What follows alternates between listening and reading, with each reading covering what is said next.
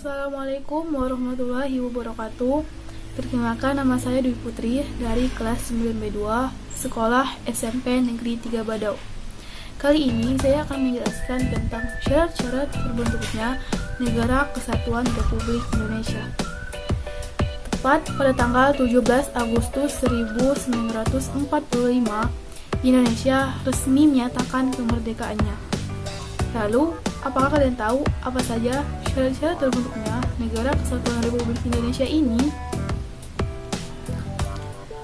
Syarat-syarat terbentuknya Negara Kesatuan Republik Indonesia yang pertama ialah mempunyai wilayah. Pada awal kemerdekaan, Indonesia mempunyai 8 provinsi, yakni Jawa Tengah, Jawa Timur, Jawa Barat, Borneo, Sulawesi, Sunda Kecil, dan Maluku.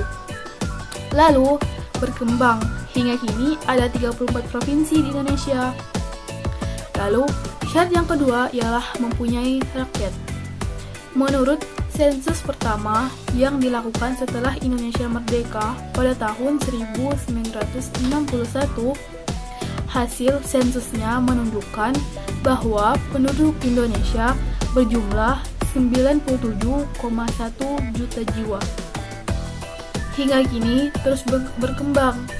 Kemendagri menyatakan jumlah penduduk Indonesia hingga Desember 2020 mencapai 279.849 jiwa. Kemudian, syarat yang ketiga ialah adanya pemerintah yang berdaulat.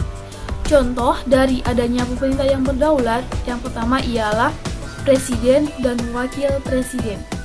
Presiden pertama Indonesia ialah Insinyur Soekarno dan wakilnya Dr. Andes Muhammad Hatta.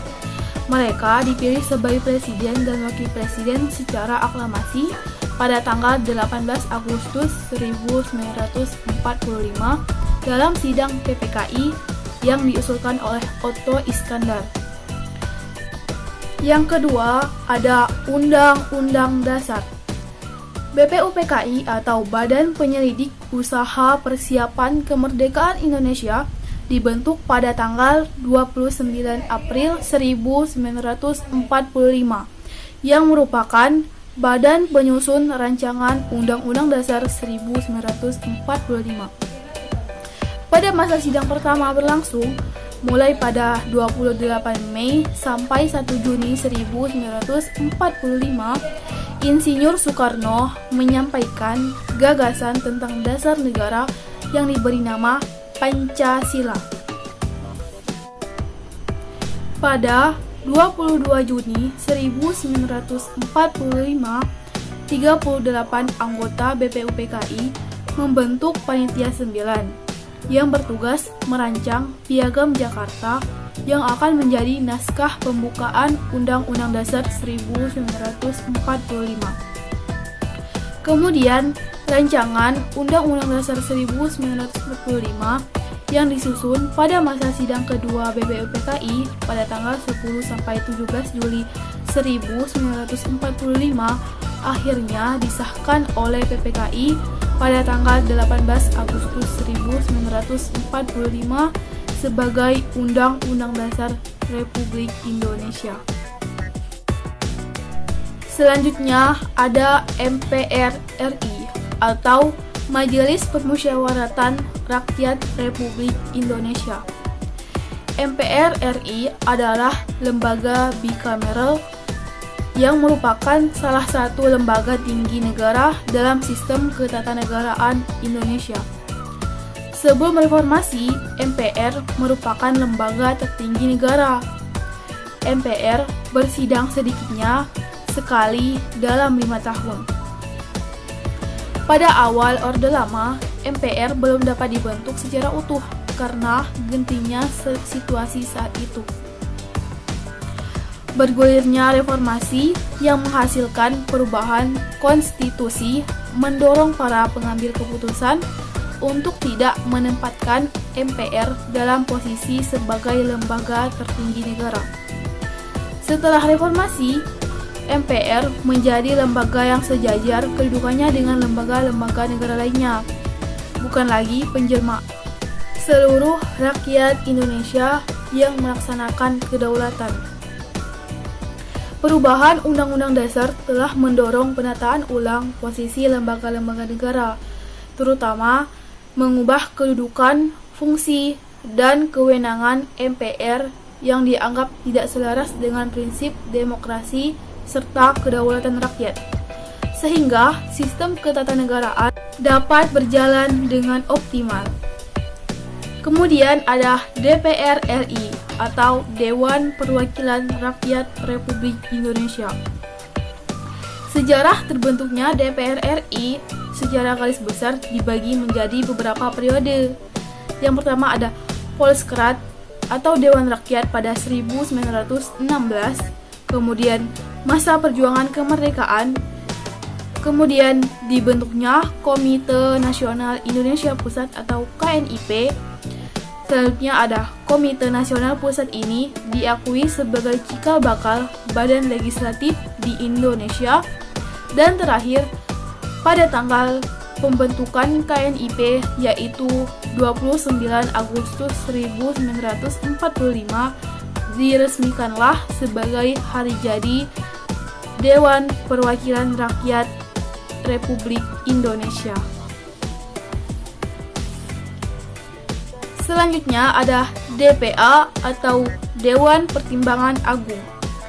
DPA menjadi salah satu lembaga penting yang disahkan setelah Indonesia merdeka. Dalam penyelenggaraannya pemerintahan NKRI, DPA memiliki tugas memberikan nasihat dan pertimbangan kepada Presiden. DPA dibentuk berdasarkan Pasal 16 UUD 1945 sebelum diamandemen. Pada 25 September 1945, DPA dibentuk melalui pengumuman pemerintahan dan berjumlah 11 orang. Ketika sistem pemerintahan berubah menjadi sistem parlementer, keberadaan DPA menjadi tidak berarti.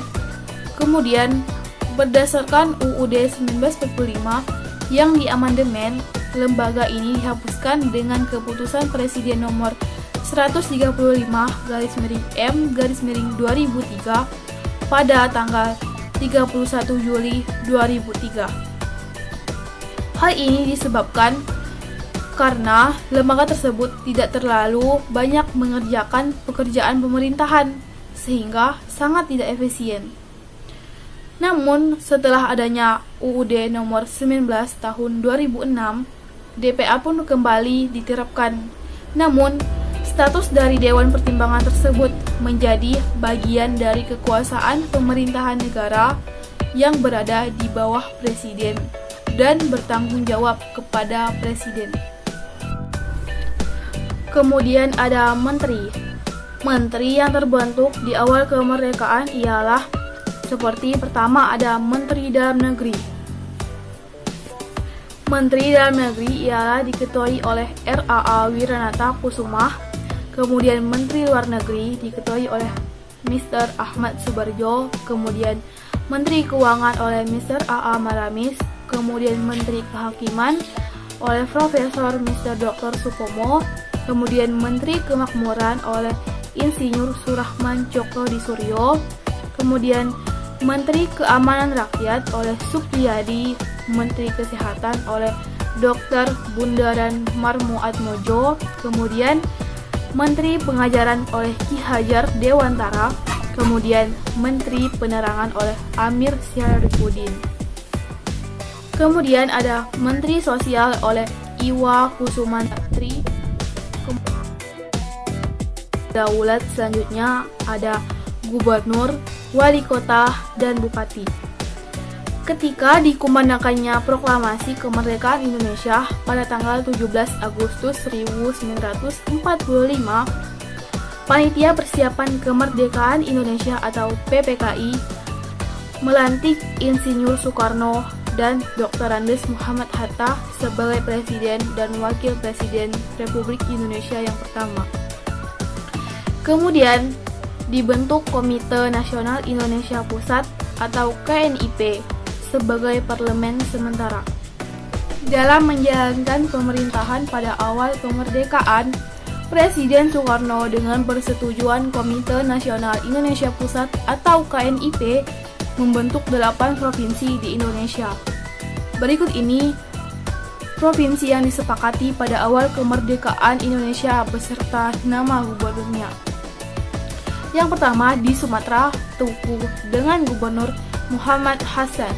Kedua di Jawa Barat dengan Gubernur Sutarjo Kartodikusumo. Yang ketiga di Jawa Tengah dengan Gubernur R. Panji Surono. Yang keempat di Jawa Timur dengan Gubernur R. M. Suryo. Yang kelima di Sunda Kecil atau Nusa Tenggara dengan Gubernur Mr. I. Gusti Ketut Puja. Yang keenam di Maluku dengan Gubernur RMR J. Latuhar Hari. Yang ketujuh di Sulawesi dengan Gubernur R. G. SSJ Ratulangi. Dan kedelapan di Kalimantan dengan Gubernur Insinyur Pangeran Muhammad Nur. Kemudian ada bendera.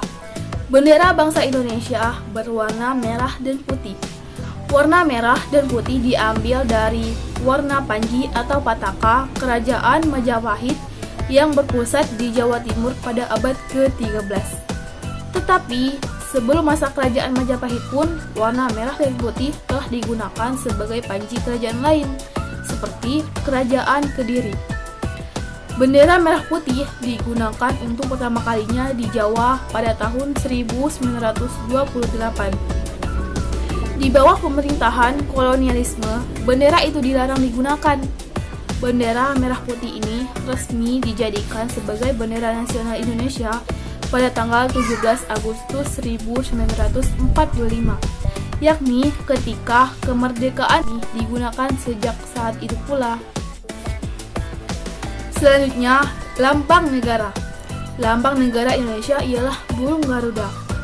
Menurut cerita kuno, burung Garuda adalah kendaraan Dewa Wisnu yang merupakan dewa di ajaran Hindu.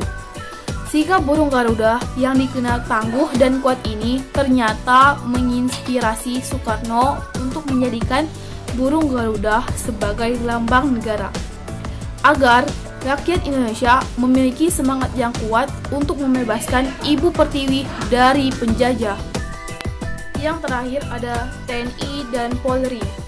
TNI atau Tentara Nasional Indonesia dan Polri atau Polisi Republik Indonesia sejak didirikan mengalami perkembangan dan penyempurnaan organisasi untuk mencapai efektivitas dan efisiensi dalam melaksanakan peranannya. Berawal dari pembentukan organisasi Badan Keamanan Rakyat pada 22 Agustus 1945, selanjutnya berkembang menjadi Tentara Keamanan Rakyat pada 5 Oktober 1945, kemudian berubah nama menjadi Tentara Republik Indonesia atau TRI pada 23 Januari 1946. TNI secara resmi berdiri pada tanggal 3 Juni 1947 sebagai persatuan dua kekuatan bersenjata. Tahun 1962, TNI digabungkan dengan Kepolisian Negara yakni Polri menjadi Angkatan Bersenjata Republik Indonesia atau ABRI. Pada April 1999, TNI dan Polri secara resmi kembali dipisah. Sebutan ABRI sebagai tentara dikembalikan menjadi TNI.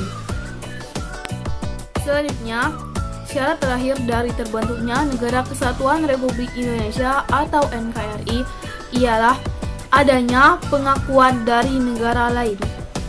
Dalam usaha untuk mendapatkan pengakuan dari negara-negara lain sebagai negara baru, Indonesia melewati berbagai perjuangan. Salah satunya ialah perjuangan diplomasi. Di antaranya, yang pertama ada perundingan Linggajati.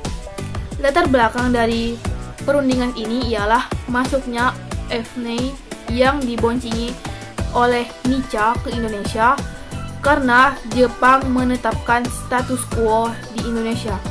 Hal ini menyebabkan terjadinya konflik antara Indonesia dan Belanda. Delegasi atau perwakilan ialah yang pertama ada Sultan Syahrir sebagai ketua delegasi dari Indonesia, kemudian ada Weershaumerhom sebagai ketua delegasi dari Belanda, dan ada Lord Kelvin sebagai mediator perundingan yang berasal dari Inggris.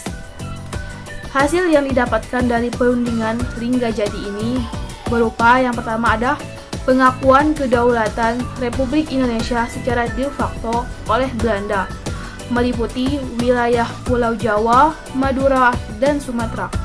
Yang kedua, adanya pembentukan Uni Indonesia dan Belanda. Yang ketiga, wacana mengenai pembentukan Republik Indonesia Serikat atau RIS.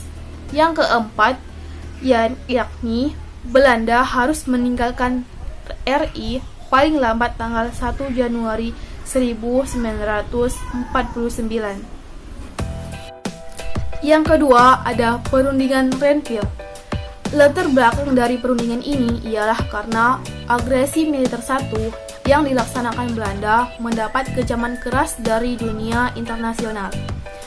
Untuk menanggapi hal itu, PBB mengeluarkan resolusi nomor 27 tanggal 1 Agustus 1947 yang isinya menyerukan agar konflik bersenjata dihentikan.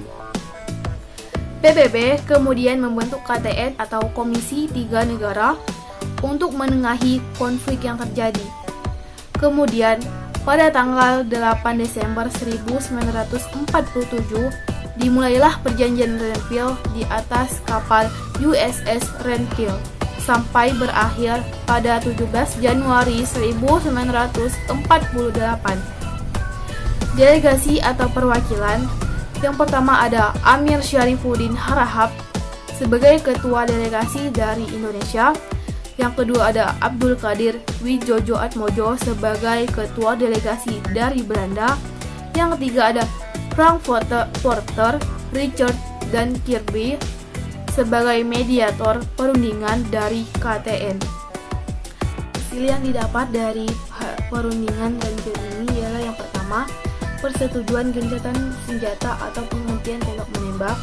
Yang kedua, ditariknya pasukan TNI atau disebut juga TKR yang berada di kawasan garis demarkasi Panyuk. Yang ketiga, pengakuan kedaulatan wilayah Indonesia meliputi Jawa dan Sumatera. Yang keempat ialah 6 pasal tambahan dari KTN yang berisi kedaulatan Indonesia yang berada di tangan Belanda sampai masa penyerahan kedaulatan. Yang ketiga ada perundingan Roem-Royen. Latar belakang dari perundingan ini ialah karena terjadinya serangan dari Belanda kepada rakyat Indonesia setelah proklamasi kemerdekaan. Belanda melakukan serangan ke Yogyakarta serta serangan agresi militer Belanda 1 dan 2. Delegasi atau perwakilannya yang pertama ada Mr. Muhammad Roem dari ketua delegasi dari Indonesia. Yang kedua ada Dr. J.H. Van Rooyen, ketua delegasi dari Belanda. Dan yang ketiga ada Merle Cochrane dari UNCI. Hasilnya, yang pertama ada penghentian tembak menembak, kedua dikembalikannya pemerintahan Republik Indonesia ke Yogyakarta, dan yang ketiga segera dilaksanakannya konferensi meja bundar di Den Haag, Belanda. Kemudian yang terakhir ada konferensi meja bundar. Latar belakang dari konferensi meja bundar ini ialah karena dunia internasional mengecam keras perbuatan Belanda yang masih berusaha meredam kemerdekaan Indonesia dengan serangkaian aksi militer. Delegasi atau perwakilan yang pertama ada Dr. Andes Muhammad Hatta, ketua delegasi dari Indonesia. Yang kedua ada J.H. Van Marseipen, ketua delegasi dari Belanda. Ada Sultan Hamid dari BFO dan Chris Clay dari UNCI. Hasil yang didapat ialah yang pertama, Belanda mengakui RIS atau Republik Indonesia Serikat sebagai negara yang merdeka dan berdaulat. Yang kedua, pengakuan kedaulatan dilakukan selambat-lambatnya tanggal 30 Desember 1949. Yang ketiga, masalah Irian Barat akan diadakan perundingan lagi dalam 1 tahun setelah pengakuan kedaulatan Republik Indonesia Serikat. Dan yang keempat ialah dibentuknya Uni Indonesia Belanda yang lebih longgar berdasarkan konferensi meja bundar. Jadi, secara garis besar, syarat-syarat terbentuknya Negara Kesatuan Republik Indonesia ini dibagi menjadi 4, yakni yang pertama, mempunyai wilayah, mempunyai rakyat, adanya pemerintah yang berdaulat, dan adanya pengakuan dari negara lain. Saya kira cukup sekian presentasi saya pada kali ini. Apabila saya ada salah, saya mohon maaf. Akhirul kalam, wabillahi taufiq wal hidayah. Wassalamualaikum warahmatullahi wabarakatuh.